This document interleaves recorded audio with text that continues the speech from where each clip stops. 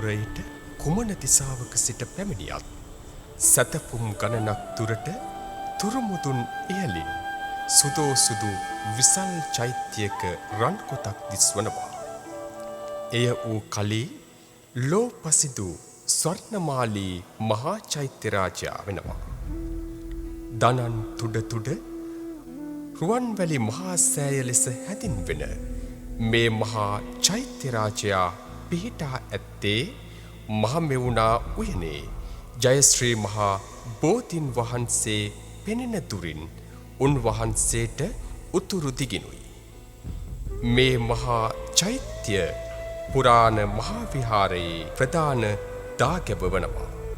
රුවන්වැලි යන්නෙහි අර්ථය මැණික් වැලි යන්නයි. රුවන්වැලි මහා චෛත්‍ය ඉදිකරවා ඇත්තේ විදේශාධිපත්‍යයෙන් මාතෘ භූමිය මුදාගත් ශ්‍රී ලංකා ඉතිහාසයේ ශ්‍රේෂ්ඨතම නරපතියෙකු ලෙස සැලකෙන දුටුගැමුණු මහරජතුමා විසින් ලෝකයේ සියලු චෛත්‍ය අතර අග්‍රස්ථානය මෙම චෛත්‍යයට හිමි වී තිබෙනවා. අසදුස මහා සෑය නමින්ද මේ දෑගැබ හඳුන්වන්නේ ඒ අනුමයි. ඊට ප්‍රධාන හේතු කීපයක් පුරාණ ලෝකයේ සිතින් සිතීමටවත් නොහැකි තරම් විශාල වූ මහා චෛත්‍ය කර්මාන්තයක් වීම ඊට එක් හේතුවක්.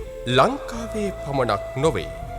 ලෝකයේ වෙනත් කිසිම රටක ඉදිකළ චෛත්‍යයක හෝ නොමැති තරම් සර්වඥ ධාතුන් වහන්සේලා විශාල ප්‍රමාණයක් රුවන්වැලි මහා සෑයෙහි නිදන් කර තිබීම වඩා වැදගත්ම හේතුව වනවා.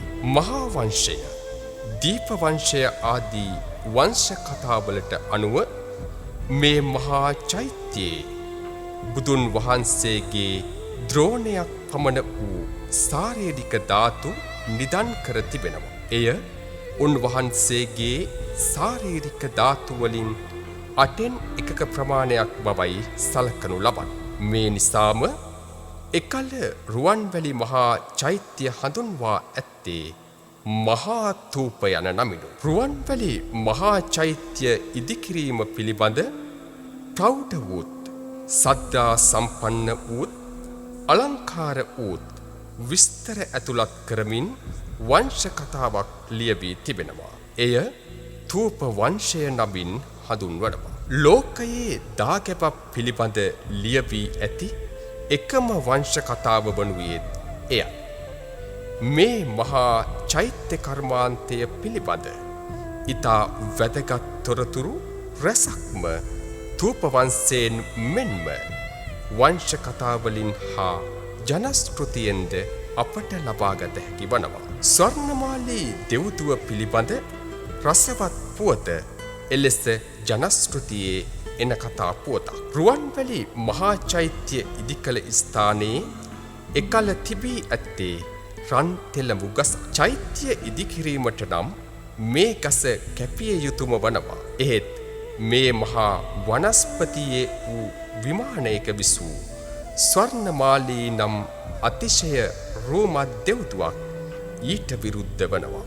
දුටුගැමුණු මහරජතුමා ඇයට දිගින් දිගටම කරුණු පැහැදිලි කිරීමෙන් අනතුරුව ඇය ඒ රන් තෙලඹු ගසින් ඉවත් වන්නට කැමැත්ත ප්‍රකාශ කරනවා. එහෙත් ඒ ඉදිකරන චෛත්‍යයට ඇගේ නම වූ ස්වර්ණමාලී යන නම තබන පොරොන්දුව රජතුමා වෙතින් ලබා ගැනීමෙන් අනතුරුවයි. මේ කතාව පිළිබඳ ජනකවියෝ ඉතා රමණීය කවි බැඳ තිබෙනවා. රුවන්වැලි මහා සෑ භූමිය මේ කල්පයේ පහළ වූ සතර බුදුවරයන් වහන්සේලාගේ පාදස්පර්ශයෙන් පාරිශුද්ධත්වයට පත් වූ පුණ්‍ය භූමියක්. එම භූමියේ සපුමල් මිටක් පූජා කළ මිහිඳු මහරහතන් වහන්සේ දෙවන පෑතිස් රජුගේ මුණුපුරෙකු අනාගතයේදී එම ස්ථානයේ චෛත්‍යයක් ඉදිකරනු ඇතැයි වදාළ බව ඉතිහාසයේ සඳහන් වනවා. රජු විසින් එම ස්ථානයේ ඒ බව සඳහන් කරමින් සෙල් ටැඹක් පිහිටුවා තිබෙනවා. දැනට රුවන්වැලි මහා සෑයේ වැලි මළුවේ උතුරු දොරටුවට පිටතින් ඒ සමීපයේ ආරක්ෂා කර ඇති විසල් සෙල් තැඹක් වනවා. එය ඉන්දියාවේ ස්තූපයන් අසල පිහිටුවා තිබෙන ආගමික සංකේතයන්ට සමාන බව මහාචාර්ය සෙනරත් පරණවිතානයෝ සඳහන් කරනවා. දේවානම් පියතිස්ස මහරජතුමා මහා ථූපය පිහිටුවන භූමිභාගයේ නංවා තිබූ සෙල් තැඹ එය බවයි විශ්වාස කරනවා. දුටුගැමුණු රජතුමා ස්තූපය ඉදිකරන විට එතනින් ඉවත් කරන ලද එය වර්තමානයේදී මෙසේ උතුරු දොරටුව සමීපයේ යලි සංරක්ෂණය කර තිබෙනවා.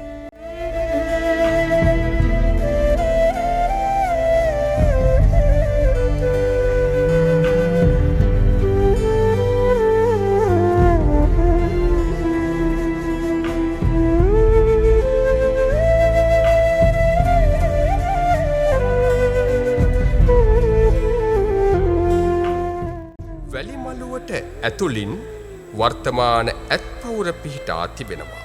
එහි ඉදිරිය බලා සිටින ඇත්රූප 338ක් පමණ නෙලා තිබෙනවා. ඒ සියල්ල 1940 දී කළ මහා ථූපයේ ප්‍රතිසංස්කරණ වලදී පුරාණ ඇත්පවුර අනුව නිර්මාණය කරන ලද ඒවායි. පුරාණ ඇත්පවුරේ ආරක්ෂා වී තිබූ කොටසක් ජනතාවට දැකබලා ගැනීම සඳහා වටහිර දොරටුව සමීපයේ සංරක්ෂණය කර තිබෙනවා.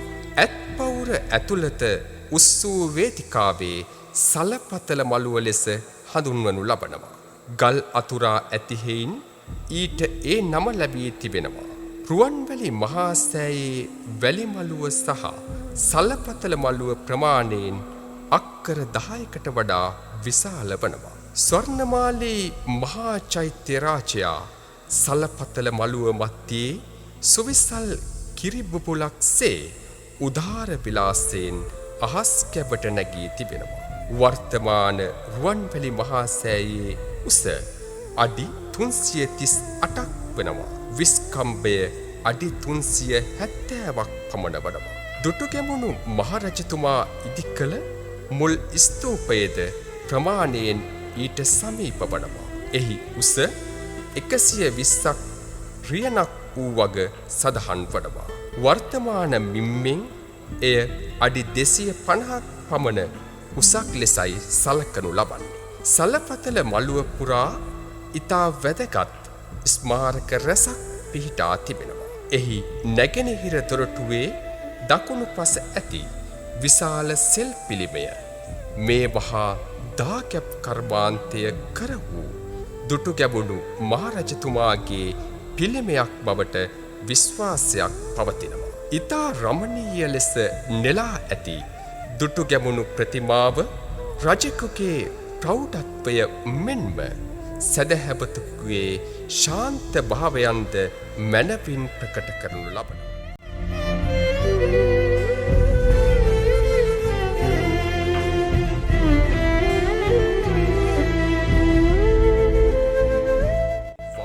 ඇති බුදුගේ දකුණු කෙළවර සමීපයේ ඉතා ප්‍රෞಢ වූ කාන්තාවක් මහා සෑයට වැඳගෙන සිටින ආකාරයට නෙලා ඇති ප්‍රතිමාවකුත් දැක ගැනීමට පුළුවන්. එය දුටුගැමුණු මහරජතුමාගේ මව වූ විහාර මහා දේවියගේ බවයි සැලකෙන්නේ. ඒ අසලම ඇත්තේ මළුව මත සිටුවා ඇති විශාල පුවරු ලිපියක්. එය පොළොන්නරුවේ රජ කළ නිස්සංක මල්ල රජතුමා විසින් පිහිටුවන ලද එකක් බවයි සලකනු ලබන්නේ. එතුමා සිවුරංග සේනා පිරිවරා පැමිණ මේ මහා ථූපය වන්දනා කළ වග එහි සඳහන් වනවා.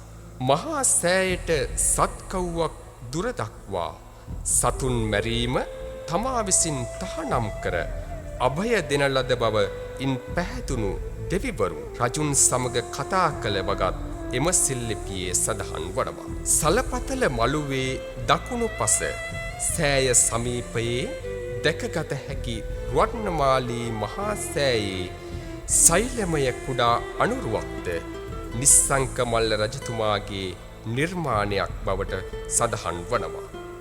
මෙම අනුරුවෙන් 12 වන සියවසේදී රුවන්වැලි මහා චෛත්‍ය පිහිටා තිබූ අයුරු හඳුනාගත හැකි. වර්තමානයේදී එම දාගැබ් අනුරුවද ඇතුළත් වන ලෙස සැදැහැවතුන්ට කිරි ආහාර පූජා කිරීම පිණිස නව ගොඩනැගිල්ලක් ඉදිකර තිබේ.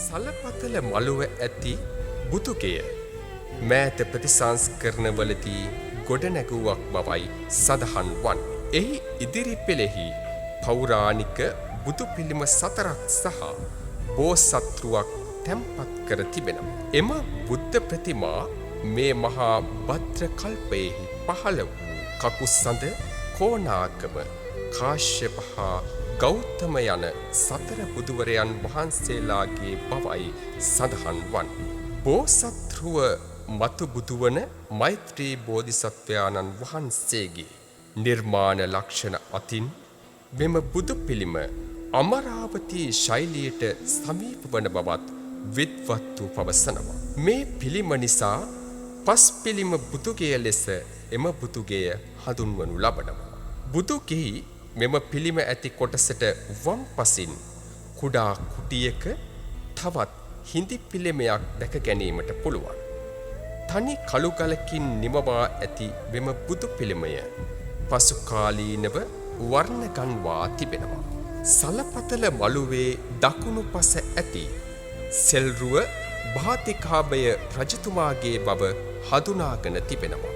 එතුමා යන්ත්‍රානුසාරයෙන් අභයවැවේ චලය ඉහළ නංවා මුතුපබලු දැලකින් වසන ලද රුවන්වැලි මහා සෑය නහවමින් දුර්ලභ වූ ස්නාන පූජාවක් කර වූ සැදැහැවතෙකු බවයි සඳහන් වන්නේ. ශ්‍රී ලංකාවේ මෙතෙක් සොයාගෙන ඇති පැරණිතම රජරූපය ලෙසද මෙය සලකනු ලබන. මහා ථූපයේ බටහිර දිග වාහල්කඩ පෙර තිබූ ආකාරයෙන්ම දැකබලා ගැනීම සඳහා සංරක්ෂණය කර තිබෙනවා. මේ මහා චෛත්‍ය කර්මාන්තය ආරම්භ කිරීමේ අවස්ථාව ඉතා විසිතුරු ලෙස මහා වංශයේ මෙන්ම ථූප වංශයේද දක්වා තිබෙනවා. එම අවස්ථාව සඳහා ලෝකයේ විවිධ රටවලින් රහතන් වහන්සේලා ඇතුළු භික්ෂූන් වහන්සේලා දසදහස් ගණනක් වැඩමවා තිබෙන බව සඳහන් වනවා. ඒ අතර දඹදිව විවිධ පළාත්වලින් මෙන්ම යවන දේශයේ හෙවත් පුරාණ ඇලෙක්සැන්ඩ්‍රියාවෙන්ද මහරහතන් වහන්සේලා වැඩම කළ බව මහා වංශ කතාවල සඳහන් වනවා. පේෂා වලලුතෙක් ඉදිකළ රුවන්වැලි මහා චෛත්‍යයේ අත්තිවාරම නවවාරයක් මහා පොළව මට්ටමටෙක් ගිලා බැස්ත බව මහා වංශයේ සඳහන් වනවා. එය එසේ සිදු කර ඇත්තේ මහරහතන් වහන්සේලා විසින්.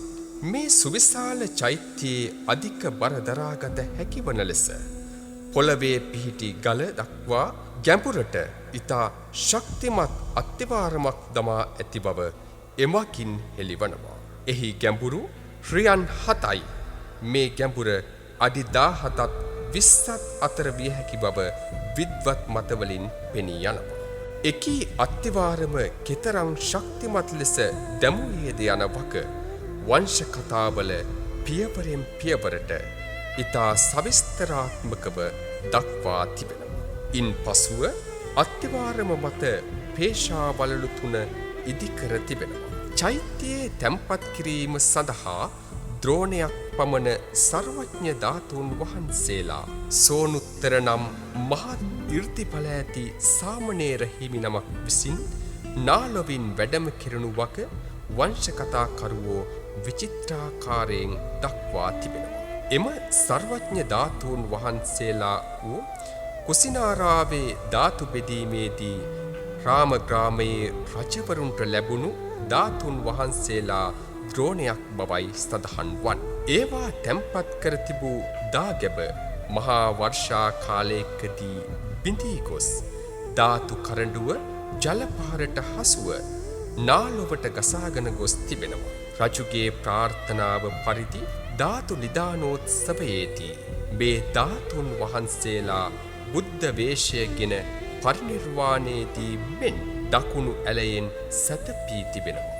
එම ප්‍රාතිහාර්යයෙන් ඉමහත් ප්‍රසාදයට පත් දුටුගැමුණු මහරජතුමා විසින් ලංකා රාජ්‍යයෙන් සත්දිනක් සර්වඥ ධාතුන් වහන්සේලා පුදන ලද වග වංශ කතාවල සඳහන් වනවා. ඉතිරි වැඩ අවසන් කිරීමට පෙර ආතුව දුටුගැමුණු මහරජතුමා ගිලන් වනවා. එහිදී එතුමාගේ මලනුවන් වූ සද්ධාතිස්ස කුමරු වඩුවන් ලවා උණලීයෙන් රාමු තනවා ඒ මත සුදු වස්ත්‍ර සකසා සිත්තරුන් ලවා මල්කම් ලියකම් කරවා මහා සෑයේ වැඩ අවසන් කළ ආකාරයෙන් මරණ මංචකයේ වැදහොත් රජතුමාට දක්වා තිබෙනවා. රුවන්වැලි මහා සෑය සහ ලෝවා මහා පාය අතර වූ ගිලන් ඇඳක සැතපී ඒ දර්ශන නරඹමින් දුටුගැමුණු මහරජතුමා අවසන් හුස්ම හෙලා ඇත්තේ මහත් වූ චිත්ත ප්‍රීතියකි. එතුමාගේ අවසන් මොහොතේ පින්පොත කිය වූ බවත් රහතන් වහන්සේලා පිරිත් දේශනා කළ වගත් සඳහන් වනවා. මේ ශ්‍රේෂ්ඨ නරපතියා නිදා පිබිදෙන්නාක් මෙන් මනුලොවින් චුතව තුසිත දෙව්ලොවින් ගෙනා රියෙහි ඕපපාතිකව උපන් වග මහා වංශයෙහි සඳහන් කර තිබෙනවා. ඉන් පසුව රුවන්වැලි මහා චෛත්‍යයේ වැඩ අවසන් කරනු ලැබුයේ දුටුගැමුණු මහරජතුමාගෙන් පසු රජ පැමිණි සද්ධාතිස්ස රජතුමා විසින්.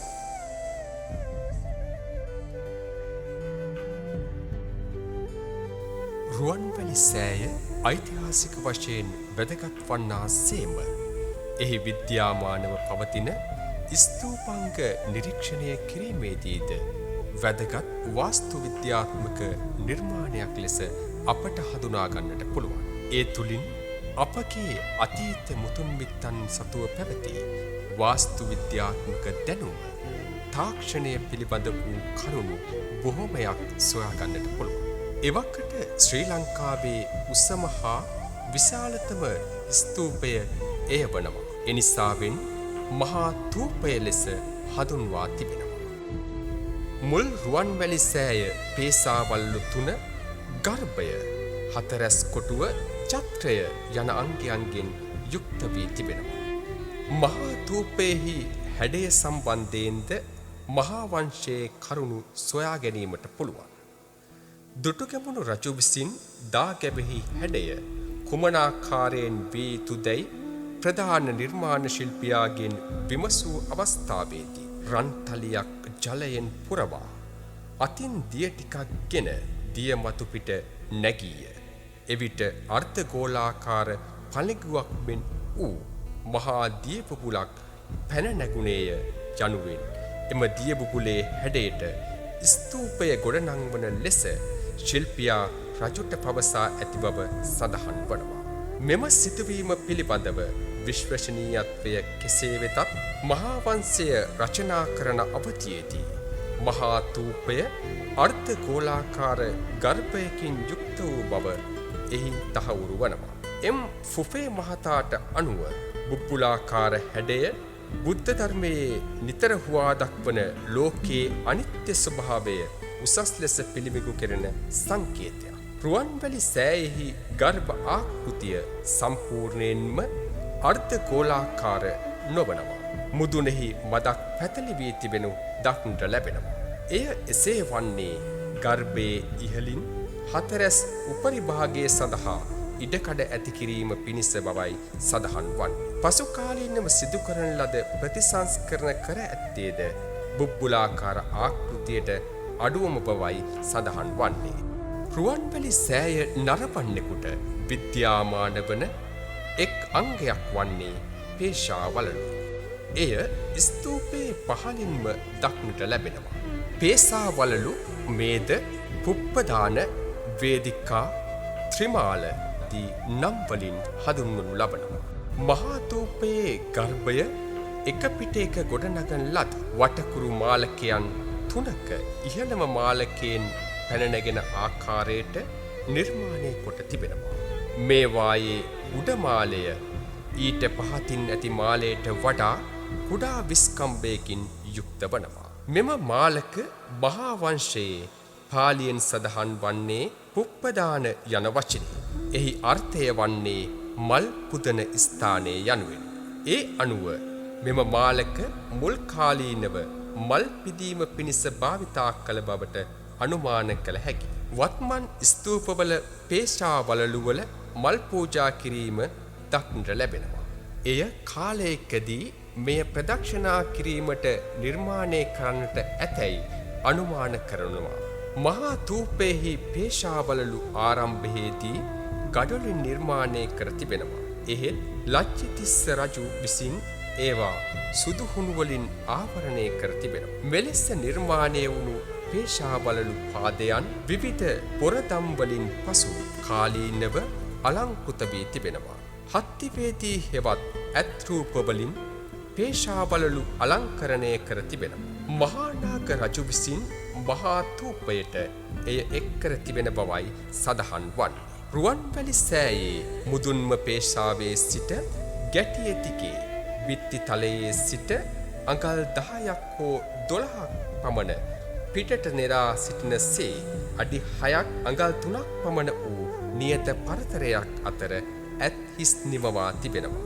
මෙම ඇත් රූපවලට යටිපැත්තෙහි කණු දරා සිටීමට මෙන් හරන ලද ඇලි දක්නට ලැබෙනවා. ඇත් හිස් වලින් සැරසූ ගරාදි වැටක් වී නම් ඊට උචිත වූ හත්තිවේදී නාමයන් එය හඳුන්වන්නට ඇති බව සෙනරත් පරණවිතාන මහතා පවසනවා. මහා ථූපයේ මුදුන් පේශාව මත ගරාදි වැටක්ද තිබූ බව සාධක දක්නට පුළුවන්. බාතිකාභය රජු රුවන්වැලි සෑය සඳහා ගරාදි වැටවල් දෙකක් තැනවූ බව මහා වංශයේහි සඳහන් වනවා. කුච්චුවේදී හා මුද්දවේදී කියන නාමයන්ගෙන් එම ගරාදි වැටවල් දෙක තැනූ බව මහා වංශයේ සඳහන් වෙනවා. කුච්චවේදී හා මුද්දවේදී කියන නාමයන්ගෙන් එම ගරාදි වැටවල් දෙක මහා වංශයේ ටීකාවේ විස්තරයට අනුව සඳහන් වනවා. මුද්දවේදිකා යනු ගර්භය මුදුනේ පිහිටි ගරාදි වැටවනවා. කුච්චවේදිකා යනු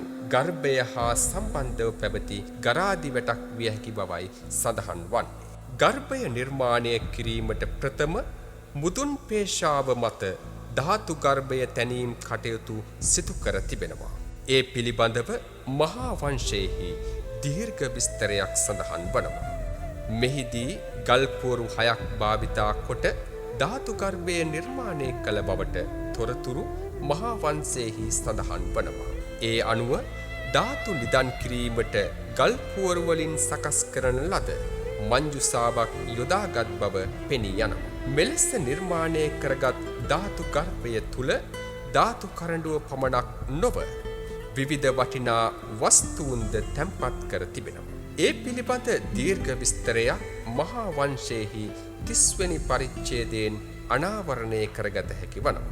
සමහර වස්තු ඇදහිය නොහැකි වටිනා ඒවා වන අතර කෙසේ වෙතත් මුදුන් පේශාව මත ධාතු ගර්භය නිර්මාණය කළ බවට අනුමාන කළ හැකි වනවා. රුවන්වැලි සෑයේ මුදුන් පේශාව මත ධාතු නිදන් කිරීමට ධාතු ගර්භය නිර්මාණය කිරීමෙන් අනතුරුව දුටුගැමුණු රජු හා ප්‍රධාන නිර්මාණ ශිල්පියා කතිකා කරගත් ආකාරයට ගර්භය බුබ්බුලාකාර ලෙස නිර්මාණය කළ බව මහා වංශයේහි සඳහන් වනවා. ගර්භය ගඩොලින් නිර්මාණය කරන ලද බව සඳහන් වනවා.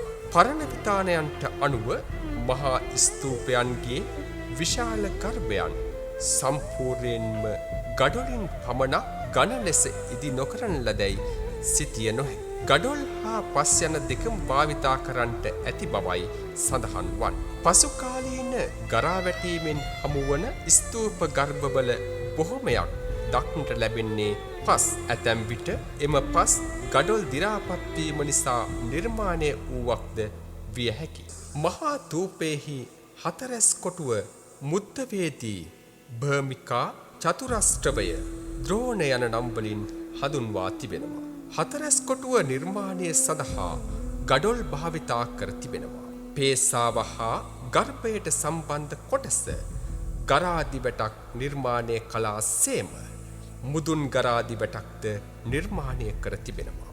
භාතිකාපේ රජු විසින් නිර්මාණය කරන ලද ගරාදි වැට දි รา පත් වූ නිසා පසුව ආමණ්ඩ ගාමිණී රජු විසින් නැවතත් අලුත් ගරාදි වැටක් රුවන්වැලි සෑයට එක් කර තිබෙනවා. මුල් කාලීන ලක්දිව පැරණි දාගැබ්වල මුදුන් ගරාදි වැටක් තිබුණද ඒ පිළිබඳ සාධක හමු නොවන්නේ එය සිටුවන ලද්දේ ලීයෙන් නිසා විය හැකි බව සෙනරත් පරණවිතානයන් සඳහන් කරනවා.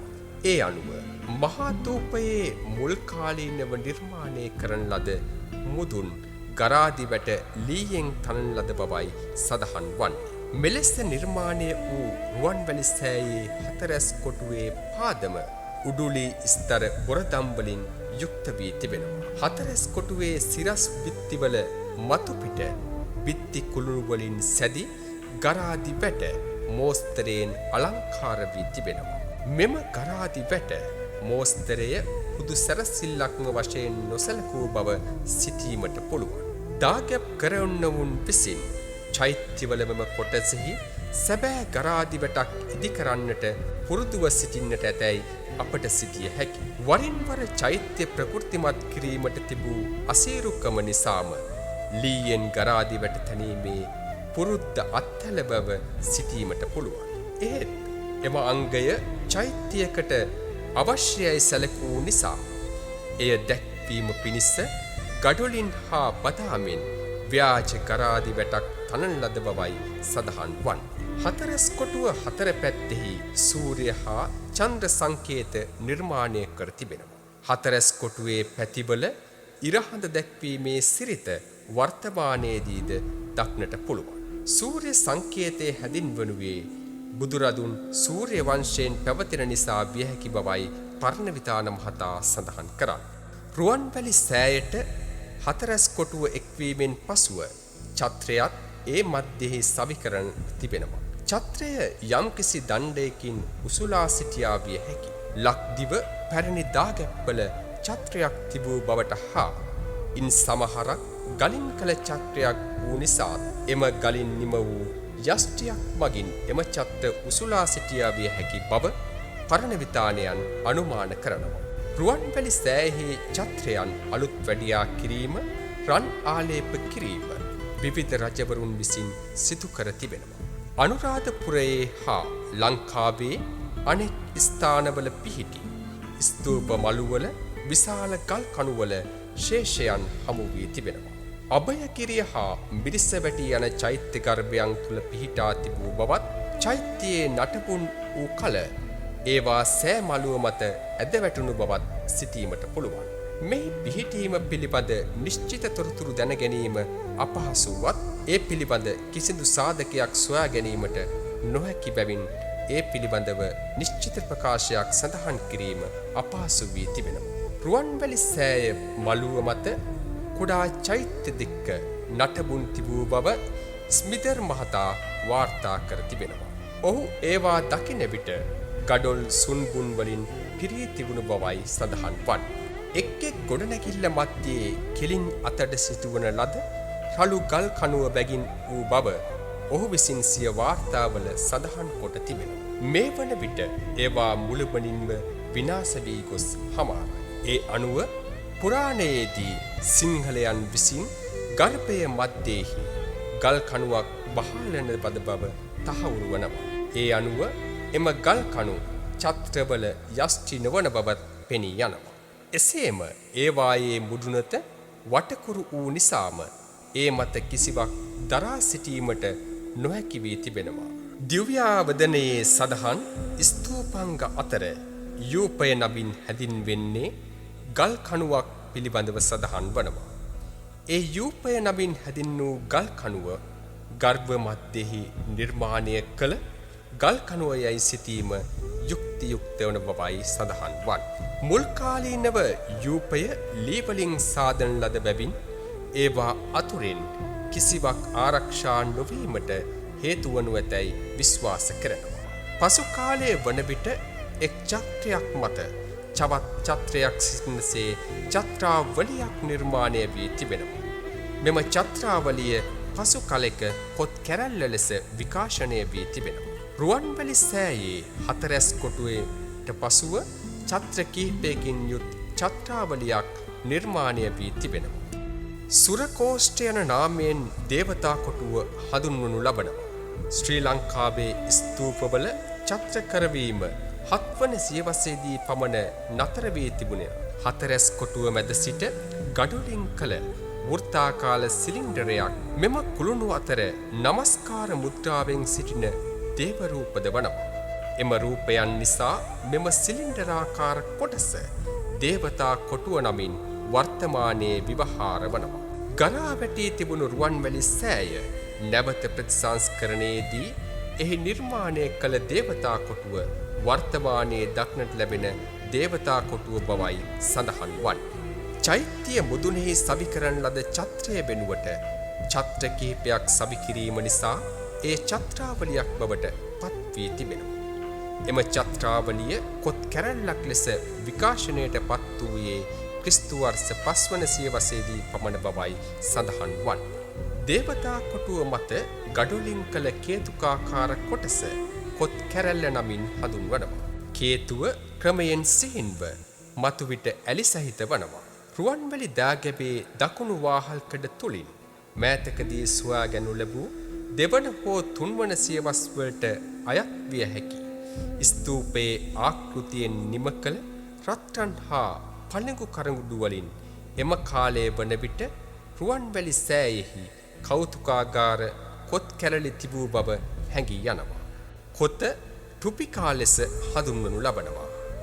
කොත් කැරැල්ල මුදුනේ කොතක් සවි කර තිබෙනවා. 12 වන සියවසේදී පළමුවැනි පරාක්‍රමබාහු රජු විසින් ප්‍රතිසංස්කරණය කරන ලද රුවන්වැලි සෑයේ ටුපිකාවන් සවි කරන ලද බව චූල වංශයේහි සඳහන් වනවා. වර්තමාන රුවන්වැලි සෑයෙහි කොත මුදුනේහි පළඟුවක්ද සවි කර ඇති ආකාරය දක්නට පුළුවන්. එය සිළුමිණ නමින් අද වර්තමානයේදී හඳුන්වා දී තිබෙනවා. වජිර චුම්පට නමින් පළඟු වලල්ලක් මුදුනේහි නිර්මාණය කර තිබෙනවා. රුවන්වැලි සෑයෙහිද මෙවැනි පළඟුවක් පිහිටුවා ඇති ආකාරය දක්නට පිළිවන්. මෙවකින් විදුලි කෙටීම වැළැක්වීම සිදු වූ බව වංශත්තප්පකාසිනියේ සඳහන් වනවා.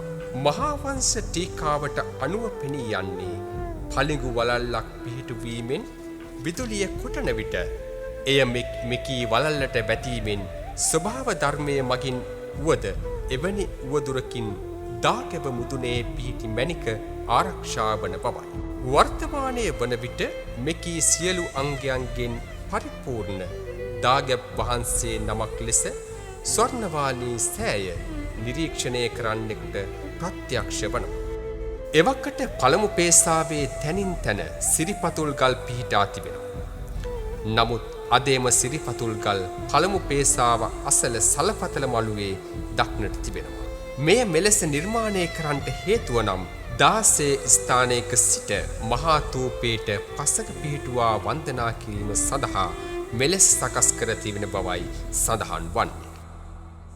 යථෝක්ත කරුණුවලට අනුව රුවන්වැලි මහා සෑය ස්ථීර අත්තිවාරමකින් යුක්තව පේශාවලලු 3කින්ද බුබ්බුලාකාර හැඩයෙන් යුත් ධාතු ගර්භයකින්ද හිරු සඳු ලකුණු හා ගරාදිවැට සහිත හතරැස් කොටුවකින්ද දේවතා කොටුවකින්ද චත්‍රාවලිය සහිත කොත් කැරැල්ලෙන් හා කොතෙන්ද යන චෛත්‍ය අංග සහිත උසස් වාද්‍යුත්‍යාත්මක ලක්ෂණ වලින් හෙබි අපූර්ව නිර්මාණයක් ලෙස රුවන්වැලි සෑය හඳුන්වා දීමට පුළුවන්. කාලයක් තිස්සේ හුදකලා වූ මේ මහා ථූපය 1872 වසරේදී සංරක්ෂණ කටයුතු ආරම්භ කරනවා. එයට ප්‍රධානතම හේතුව වුණේ මේ වන විට උඩමළුව විහාරයේ හැර එහෙම නැත්නම් ජයශ්‍රී මහා බෝධීන් වහන්සේ අසල තිබෙන විහාරයේ හැර අනුරාධපුර මහමෙවුනාවේ කිසිම පන්සලක් තිබුණේ නැහැ.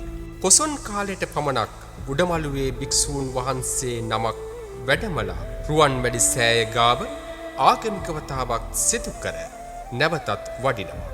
මේ නිසා අනුරාධපුර දිස්ත්‍රික්කයේ සිටිය රටේ මහත්වරු දෙන්නෙක් වන උලගල්ලේ රටේ මහත්තයා, රත්වත්තේ රටේ මහත්තයා යන අය මරදම් කඩවරට නුදුරු කොස් ඕකන්ද කියන ස්ථානයේ තිබුණු ආරණ්‍යයට ගිහින් එතනින් ඉල්ලලා තියෙනවා රුවන්වැලි සෑය ප්‍රතිසංස්කරණය කරන්න හා එතන ආගමික වැඩ කරන්න මේ සඳහා සිල්වත් ජවය තිබෙන තරුණ භික්ෂුන් වහන්සේ නමක් දෙන්න කියලා. ඒ අනුව නාරංගට සුමනසාර ස්වාමින් වහන්සේ මෙම ස්ථානයට වැඩම කර තිබෙන්නේ 1872 වසරේ. එලෙස වැඩම කළ උන්වහන්සේ මෙම දාගැබෙහි ප්‍රතිසංස්කරණ වැඩ කටයුතු ආරම්භ කර තිබෙනවා. පසුව 1899 වසරේ වලිසිංහ හරිශ්චන්ද්‍ර මහතා අනුරාධපුරයට පැමිණ උන්වහන්සේට සම්බන්ධ වී තිබෙනවා. එසේ සම්බන්ධ වුණාට පසුව 1912 වසරේ ඉඳලා රුවන්වැලි සෑය සංවර්ධනය කිරීම සඳහා ආධාර ලබා ගැනීමේ පරමාර්ථයෙන් සිරි අනුරාධපුර පුවත නමින් පත්තරයක් මුද්‍රණය කර තිබෙනවා. මෙම පත්තරය අද රාජ්‍ය ලේඛනාගාරයේ සුරක්ෂිතව දක්නට තිබෙනවා. ඒ පත්තරය ඒ දාගැබ ප්‍රතිසංස්කරණය කළ ආකාරය හා ඒ සිදු කළේ කොහොමද කියලා විස්තර සඳහන් වනවා. මේ පත්තරේ එක් තැනක සඳහනක් තියෙනවා. නාරන්විට හාමුදුරුවෝ සුද්ධ පවිත්‍ර කරගෙන ඉන්න අතර ගෙගරි ආණ්ඩුකාරවරයා මෙතනට ඇවිල්ලා අහනවලු, ඔබ වහන්සේලාගේ ආගමේ තියෙනව නේද මේ නැවත ඉපදීමක් ගැන? ඉතින් ඒක පිළිගන්නවා නම් 7 පාරක් ඉපදුනත් මේක කරන්න පුළුවන්ද කියලා. ඒ කියපුවාම පහුවෙනි අවුරුද්දේ ගෙගරි ආණ්ඩුකාරවරයා එතනට එනකොට විශාල ප්‍රමාණයක් මේක පිරිසිදු කරලා සංරක්ෂණයට සූදානම් කරලා තිබුණා. එම පුවත සිරි අනුරාධපුර පුවත පත්තරේ සඳහන් වනවා. 1872 වසරේ ආරම්භ කරපු ඒ වැඩපිළිවෙල අවසන් කරන්නට උන්වහන්සේට හැකි වුණේ 1940 වසරේ. 1914 දී අඩි 45ක් උසට මේක හදලා තියෙනකොට දාගැබ කඩාගෙන වැටලා තියෙනවා. ඒ කඩා වැටුණු පස් ආපසු පිටට ඇදලා තිබෙනවා. 1940 වන විට උන්වහන්සේට පුළුවන් වුණා කණ්ඩායමක් එක්ක එකතු වෙලා සංරක්ෂණය අවසන් කරලා සර් ඩී.බී. ජයතිලක මැතිතුමන්ගේ මූලිකත්වයෙන් පොත් පැළඳීමේ කටයුතු සිද්ධ කරන්නට. මේ මහා භද්‍රකල්පයේ අවසානයේදී ලෝකය පුලා විසිරී පවත්නා ගෞතම බුදුරජාණන් වහන්සේගේ සියලු ශාරීරික ධාතුන් වහන්සේලා රුවන්වැලි මහා චෛත්‍යයට එකතු වන බවත්, ඉන්පසු එයින් මොහොතකට බුද්ධ ශරීරයක් නිර්මිත වී ශ්‍රී සද්ධර්මය දේශනා කර අන්තර්ධාන වන බවත් බෞද්ධයෝ විශ්වාස කරනු ලබනවා. සර්වඥ ධාතුන් වහන්සේලා තැන්පත් කිරීමෙන් ශාරීරික ධාතුද ගෞතම බුදුරජාණන් වහන්සේ මොහොතක් වැඩහිටීමෙන් පාරිභෝගික ධාතුද බුද්ධ ප්‍රතිමා බෝධි ආදිය තැන්පත් කිරීමෙන් උද්දේශික ධාතුද සහිත ලෝකයේ එකම දාගැබ අනුරාධපුර ස්වර්ණමාලී මහා දාගැබ වනවා. මේ අනුව රුවන්වැලි මහා සෑය ලෝකයේ සියලු දාගැබ් අතර පූජනීයත්වයෙන් අගතැන්පත් මහා දාගැබ වන බව පෙනෙනවා. නිර්මාණ තාක්ෂණය අතින් එය සිංහල වාස්තු විද්‍යාවේ මහිමය ලොවට හඬගා කියන අතිවිශිෂ්ට නිර්මාණයක්ද වනවා.